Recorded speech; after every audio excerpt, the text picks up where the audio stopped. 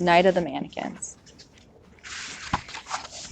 So Shayna got a new job at the movie theater. We thought we'd play a fun prank on her, and now most of us are dead. And I'm really starting to feel kind of guilty about it all. I like to say it wasn't my idea, that we all thought of it spontaneously. Just started saying parts of the prank out loud that jigsawed together in the air. One quarter my plan, a quarter Danielle's, Tim and JR competing to finish out the rest. It was kind of only me, though. Let me explain. First, Shayna's job at the movie theater, the big one down by the lake. Her mom was making her do it. Not work. Shayna's had jobs since she was in junior high, but working there specifically, her checks going straight home to pay for what happened to their side lawn, which is a whole different thing and not my fault at all. Not completely. The reason it was that movie theater and not the dollar show or the drive-in or the even bigger Cineplex farther down 30 towards Dallas was first. It was that one's the main one in Rockwall and closest, but second, and probably the real reason, Shayna's mom had dated that theater's main security guard in high school. He could keep an eye on his long-ago ex-girlfriend's daughter, he thought. 2 weekends in, Shayna used her usher powers to sneak us in the emergency exit at the back of Theater 14, the last one on that side, and the farthest from the manager's offices, which is where security was. It was less because we wanted to see a movie than we wanted the thrill of not paying for a movie. Anyway, with assigned seating, we were having to move the four of us to a new place with about every third clump of people who came in. It was kind of a giveaway. Ended up with the assistant manager coming in to count heads and us claiming we'd thrown our ticket stubs away already. Who keeps ticket stubs? The only problem was we couldn't remember where our seats had been. It probably would have worked, or it could have worked. But then the assistant manager asked us what movie this even was. Surely we knew that, right? Not really. Worse, it turned out to be a senior citizen kind of movie. Four old dudes escaping their nursing homes and doting children in county jail situations to have one last golf game, which is when we all kind of shrugged and gave up. Better to get busted than claim having wanted to see that. Because we were sophomores, the same as Shayna, it didn't take long before they were asking her questions about did she maybe know us? Of course, we all temp unfriended her while being perked walked out. But that didn't erase snapshots, and there were a lot of those. Even under the filters and markups, it was kind of obviously the five of us. From elementary on up until this very night, including one group selfie from our stolen seats posted right on her timeline. So the rest of us sneaking in and not knowing to sit in the very front row until the show started was A, Shayna would now work in the tandem with a more trusted experience provider, and B, there would be random head counts of all movies she was in charge of. It was bullshit. Especially since she could be making more in tips at the car wash with Danielle because of the porta potty situation. Girls didn't work there so much, so they pulled 10s and even 20s sometimes. But she still had 600 to go in paying her mom's landscape and tab, so she was stuck. Anyway, the prank. JR lives kind of out in the sticks, right? Way out on Rabbit Ridge, technically in Heath. Back behind his fence, there's this big hill we used to always roll down in boxes. Stupid kid stuff pretty much turned us into instant chigger bait. So we were looking like we had pimples before we even really had them. Anyway, in 6th grade, Tim was going for the record in his box, and it crashed him through the trees, into the dark, stinky muck of the creek that had never been actual water. Had always been just mud. None of us went in there anymore since Danielle had gotten poison oak or ivy, or we didn't know. So we were all standing there waiting when Tim came back limping, bleeding from the forehead and carrying a pale white arm kind of bent in cheery fashion at the elbow. We braved the woods to see the rest of us. There in the black slime of the creek bed was a naked white mannequin. This giant Ken doll reaching for the sky with the one arm he had left. You better believe he was our toy for that whole summer. We traded him between our houses, carrying him a piece at a time, bungee corded to skateboards and bikes, or stuffed halfway into a camping backpack. We stole our dad's clothes to dress him up, leave him here and there. He had so many names, but he was finally just Manny, for mannequin. Real clever, I know. When we finally got bored with him, he ended up in my garage, straddling the Kawasaki 750 my dad had laid over, and the motorcycle forbidden by my mom from ever being ridden again. But that didn't mean Dad had to sell it, which is a whole thing with them. But never mind. So Manny was a joke from when we've been kids, before life had gotten all serious in SAT. Me having the idea to bring him back for this perfect prank was a way of honoring the kids we'd been, I figured. And it would be one last blast for Manny. Better. Shayna would get the joke right off. That was very important. It was kind of how we'd be telling her we were sorry for the hot water at her new job. Well, and for the landscaping she was paying off with that job too. For a lot of stuff, okay? I mean, she'd always been the toughest of us, the meanest when she needed to be, the least likely to cry or complain about cuts or scrapes, the best at earning Wood Scout badges. But that didn't mean she didn't like nice things too, we figured.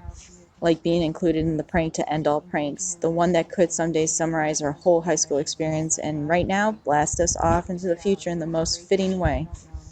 So we raided our dad's closets again and dug into the costume trunk in our old fort that nobody found yet, way back in the trees behind Holy Trinity.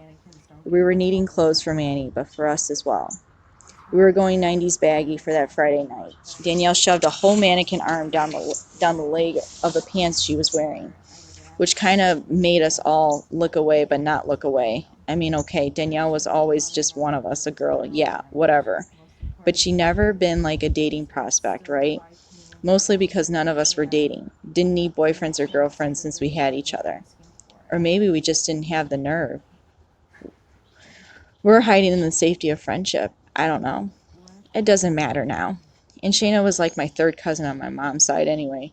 But Danielle, the thing with her, why'd she never been in the realm of possibility? It was probably that we all seen each other with snotty nose in elementary. We'd all ridden the Acme Highway of junior high together. And now we were telling each other horror stories about the swarm of college questions constantly spewing up from the mouths of grandparents and family friends. It's like we were too close for anything romantic, if that makes sense. Any of us going out with any of the rest of us had never been a real consideration, or even a distance, maybe. Still seeing that mannequin arm reach down the front of her pants, I had to kind of look far, far away. I don't know about Tim and JR. Then she did the same with the other arm and tied bandanas around her thighs to keep the arms in place, and part of me was wondering why we hadn't been playing this particular game for a long time already. That's two limbs, JR said, all helpfully. The legs were 1,000 times trickier. We ended up in Tim's uncle's shop, in the old part of Rockwall. His uncle using a bandsaw to slice the legs in half top to bottom in long ways, then drilling holes for dowels so they could be pushed back together. Because we told him about the joke we were playing on Shayna, he comped us a roll of duct tape to hold the legs back together. When we were leaving, he shook his head and said it must be great to be young and endlessly stupid. He's a good guy, really. If I were ever going to be his age, I think I wanted to be just like him mostly. Anyway, with the legs cut into pieces like that, Tim got both lower parts into his biggest backpack and slugged one of his dad's shirts over it. It looked faked as hell. But would anybody at concessions risk asking the hunchback kid if he was smuggling something in or not? Jerry used his old soccer bag for most of the other leg pieces, and we duct taped it to his middle for his stomach, because two hunchbacks and one screening might be pushing it. I picked up the last foot, hefted it under my arm, looked ahead to the uncertain future. You just going to carry it, Sawyer? Danielle said, like the challenge it most definitely was. I nodded yeah, and it wasn't a lie. What I did was wrap it in cardboard and brown packing tape. My story was going to be it was a lamp my mom had wanted me to pick up from the repair place in the window on my car. I don't have a car. It wouldn't roll up, and I couldn't leave it in the parking lot, could I? My bet was that, while the theater might have new rules about carrying backpacks and stuff in, it wouldn't have a repaired lamp policy. And once anybody hefted it once or twice, it would obviously not be some crazy assault weapon. JR couldn't get away with this, since his dad was a known gun nut at all. So people just assumed he had some of those bullet-shaped genes. But my dad was mostly concerned with figuring out what kind of mileage our new electric car was getting, and how much that was saving us per month, per year, and on into the hybrid future. So I wouldn't get any second looks. Could tap dance right past the box office with whatever. I was pretty sure. To prove it, I just dropped the head into a plastic shopping bag so it was completely seeable to anyone who gave it a half look. But if you saw a human head in the bag of someone in line for a fountain drink, would you say anything? I mean, if I were the one holding that bag and my record was super spotless, all my emotional meltdowns far in the past, you wouldn't give me a second look, probably not even a first look. Nobody would. The torso we put in the trash bag, we'd rub actual trash all over, and then leaned up against the wall in the alley by the emergency exit. It was Theater 4.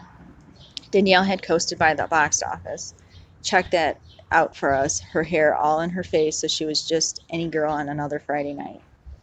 We got in without any hassle, paid this time, were even in the theater early enough to pop the emergency exit door without any problem. Tim did a big fake fall on the stairs on the opposite side up high, his drink going everywhere. JR acting offended and maybe ready to fight about it. Nobody looking over to me holding the door open so Danielle could drag a suspicious trash bag in. We waited until the trailers to assemble Manny, but had to lie down in front of the very front row to do it. It was gross. Our hair and shirts kept sticking to the floor, and we knew the story about the senior football players sitting in the back row and peeing in secret, letting it run all the way down to the screen where we were. When it was done, our throats raw from how much we had to cough to cover the duct tape tearing. Each of us took an assigned article of extra clothing off, dressed Manny up, topping his outfit off with my dad's Redskins cap he wore all ironically for working in the garage, that I was sure he never missed and would probably be better without. On the count of three, then, when the screen seemed darkest, we stood with him. Carrie walked him up to the seat we bought him, even going so far as to thumb his ticket stub into the front pocket of his shirt like a handkerchief square. We didn't know if this was Shayna's theater or not. She never found her assignments out until she came in, and then it could change for no reason. So the way we picked it was by what movie we actually wanted to see. It was part 3 of a juggernaut of a superhero series, and we'd seen the first 2 about 10 times already, tracking it from this theater to the dollar show, to the drive-in, to the rentals, and bootlegs. Not necessarily in that order.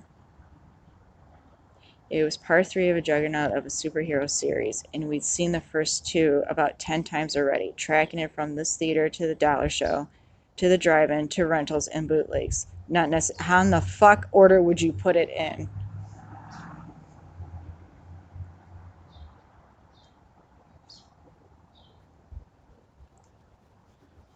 It was Manny's first experience at the theater, of course. He never blinked.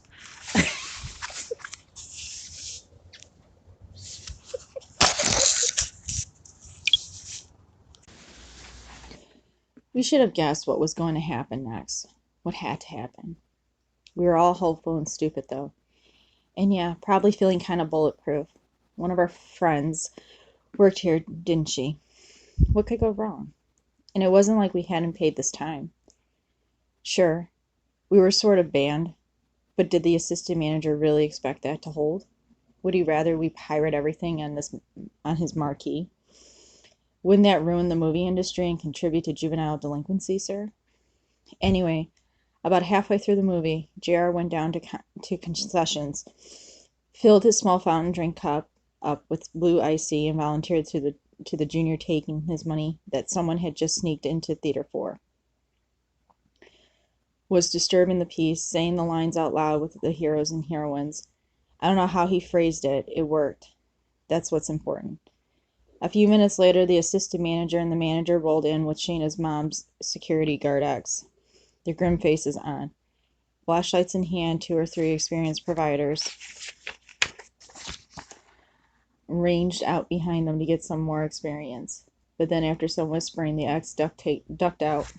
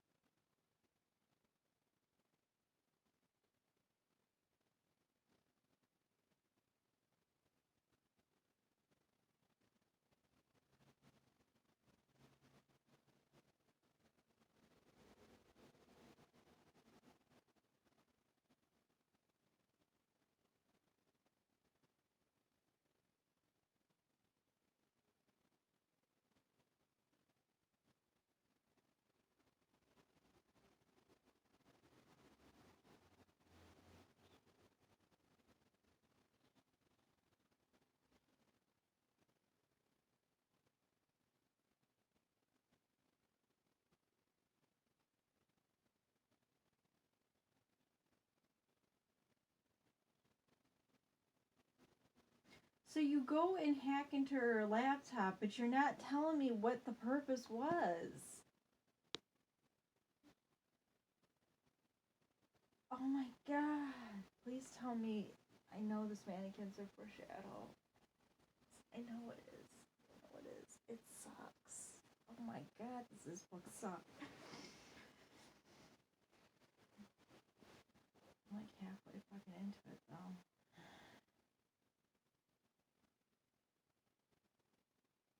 No. I said and shut my laptop. I held it down with my hand like the truth was trying to rise up, force itself on me. That it was that movie downloading. It told me all I needed to know about how the world was working. That's not true. That's not true. You brought a mannequin into the movie theater. You brought a mannequin into the movie theater. It's supposed to stay in the mall. My god. All the horror kids TV shows I used to watch, they never put a mannequin in the theater. Unless somebody seriously was about to go psycho.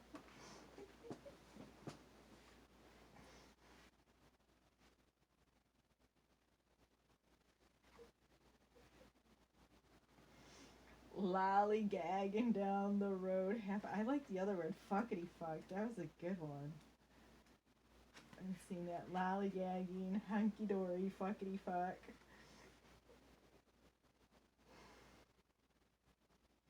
Lollygag is my dad's second favorite word, and his favorite for his first son.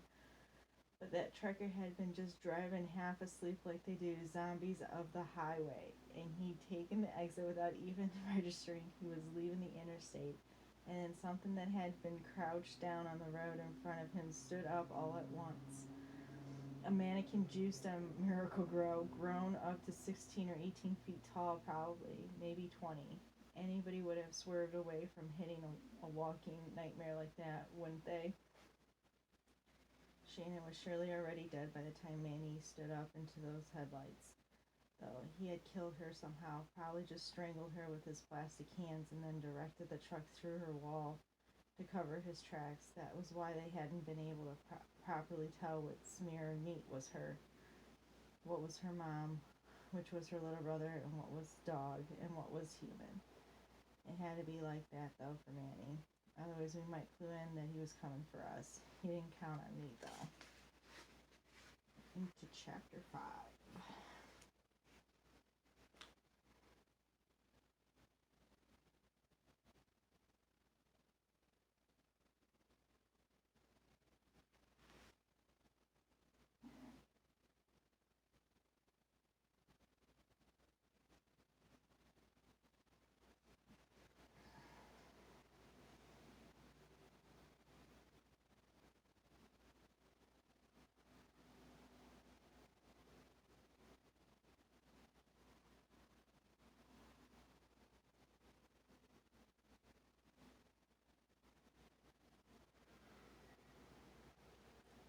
I'd read Frankenstein in AP English. Oh my god, you poor guy.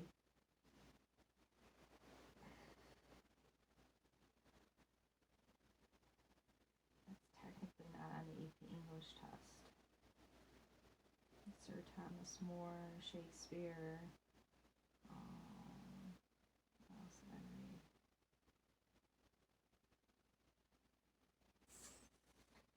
There's another classic. Frankenstein's not one of them.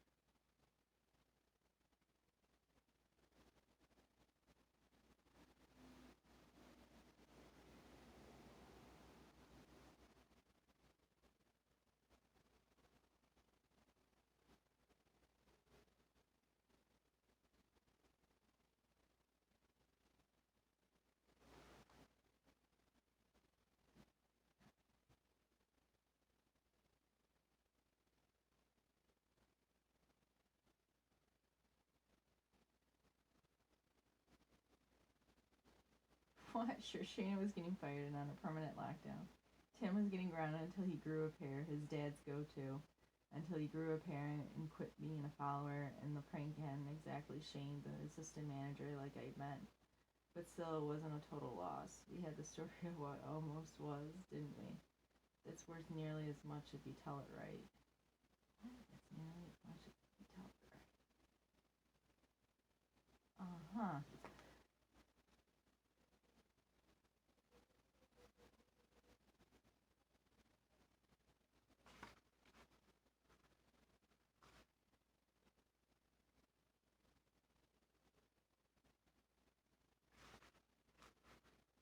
I should have read this backwards. Damn it.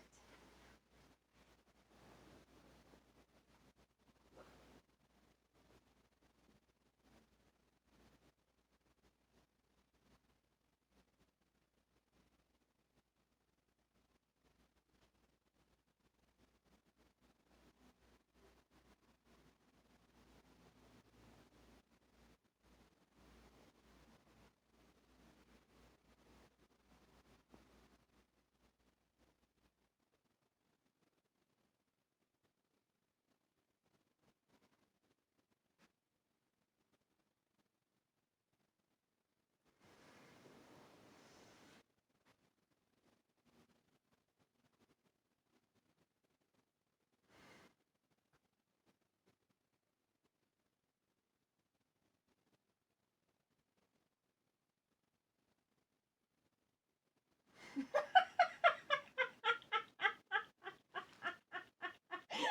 so getting tired of seeing this. Just evidently in different bags because it was never the whole bag of Miracle-Gro that was gone, but just the Miracle-Gro itself scooped out of the hole torn in the bag's wide, vulnerable belly. Who would ever guess that that's what mannequins out in the wild eat, though, right? I mean, whoever even knew there was a wild for mannequins, but if there is, then garden fertilizer.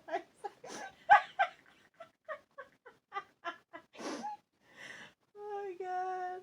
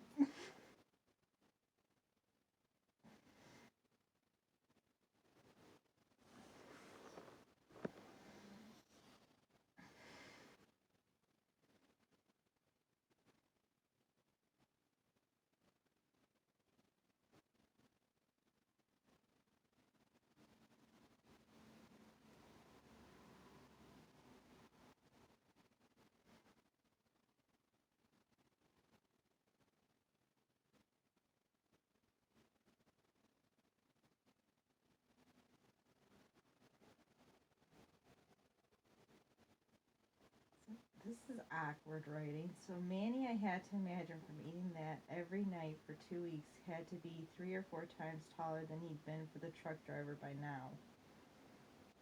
Meaning he was a kaiju, pretty much. The mannequin version of Godzilla. Kaiju? No, kaiju. And being that massive, that towering, that scary, the only place he could hide anymore would be like Ray Hubbard, which tellingly was 3 or 4 feet. Fuller than usual, full enough it was fun in some of those houses. I'm not an AP math, so I can't do the numbers for how much water a 50-foot tall mannequin would displace. It's basically whatever the initial height of the water is subtracted from the now altered height of the water to give you the displacement.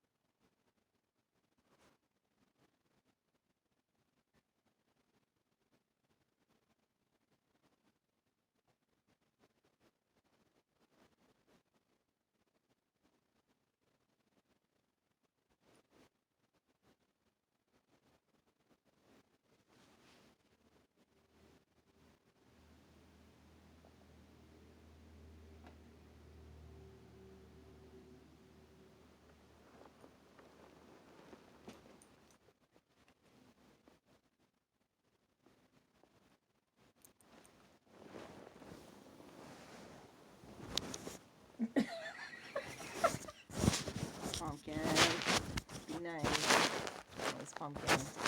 Oh my god. I'm not reading Wizard of Oz, okay? There's a movie. It's like worse than reading Gone with the Wind, 600 pages long. It'll take me 4 months to read. Because it's not a horror.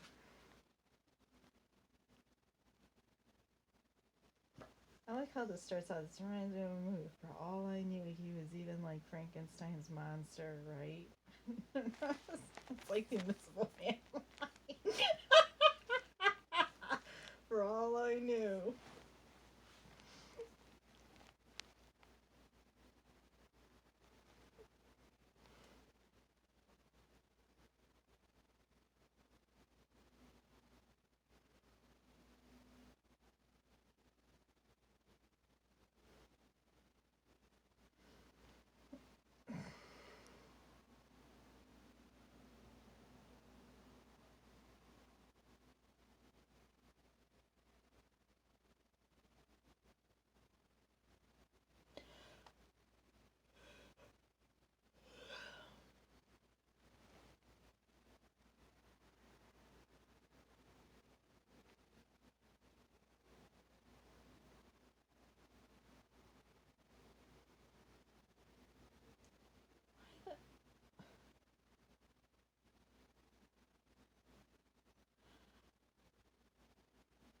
Is this a friend that you guys lost? Like, the way this narrator writes it, it sucks. He hates us. He remembers everything in perfect detail. He's been watching us walk back and forth through my garage for the last 3 years, never giving our old best friend a second glance. That sounds creepy. Either way, we were dead.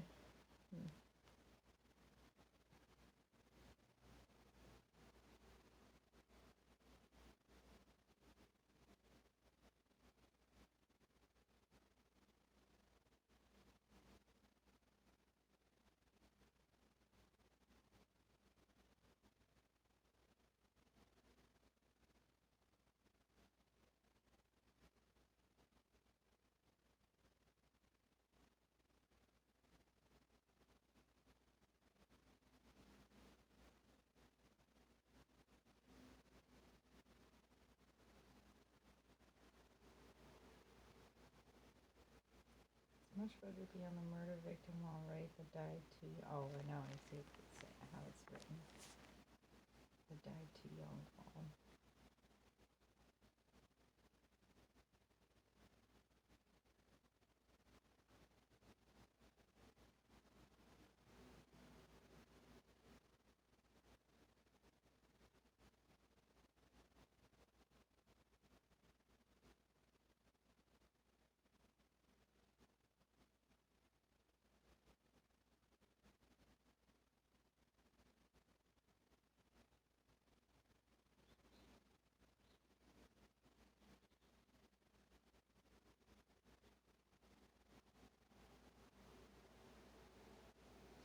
Ooh, funny.